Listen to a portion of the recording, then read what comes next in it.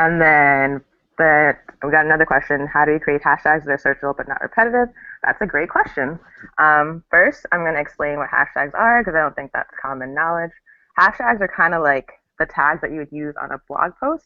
It's just a way of categorizing content. We have this example in the slide of Black Lives Matter, which is a very, very well-known hashtag right now associated with the African liberation movement in the US. They're basically a way that folks can search for content that matters to them and follow all the stuff that people post about that specific content. Black Lives Matter in particular caught on because it was something that immediately resonated with people.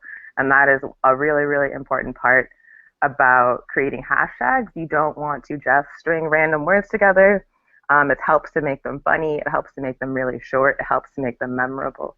So you want to use information that is related to the issue that you're trying to organize around, and then shorten that information so that it's probably less than like 20 characters, so it's pretty short, so it's not taking up all of your tweet characters or all of your posts. Another really good example of a hashtag is Mutulu is welcome here, which is a campaign around Mutulu Shakur, who is currently a political prisoner. Folks are lobbying to get him released.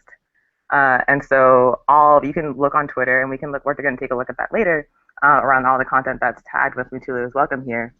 And Mutulu is welcome here works really, really well because it has his name, it has a call to action directly surrounding him, and it's something that's really, really easy to remember.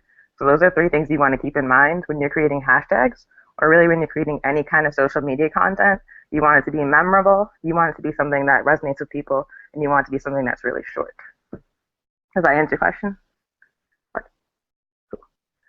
And then the other question we have is, give us some hashtags relative to AP or P jargon, political line points.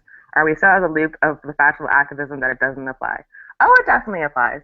There is a really, really good example of a Twitter campaign that's happening right now that is in line with our politics. I'm going to find it.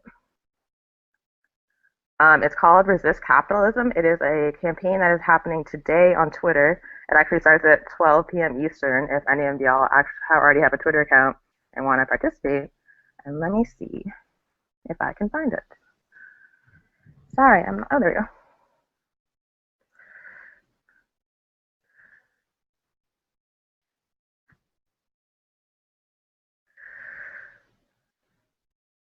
So the Resist Capitalism campaign is basically about spreading a broad base of political education for folks who do not know why you should resist capitalism. In this graphic here, you can see that folks all around the world are planning to use this hashtag to tweet about why everybody should be anti-capitalist worldwide. And so this is an example of something that's completely in line with AARP politics, that is something that's going to trend today that folks are intending to force into the spotlight. And yeah, I'm familiar with Hootsuite. It's something that's really good to use if you have multiple Twitter accounts that you need to maintain. Like I have my personal account. I also have the Black Lives Matter Twitter account. I also maintain another account for a community center here called In Other Words. You can't log into multiple Twitter accounts at once from Twitter's website. So Hootsuite is useful when you need to update multiple accounts in the same day, but you don't want to like log in and out over and over again. It's also good for scheduling posts.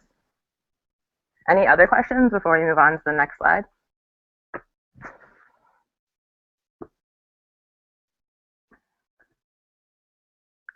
Looks like we're good. Okay, so now that we know what hashtags are, keep that in mind as we continue. It's important to use hashtags in any post that you make.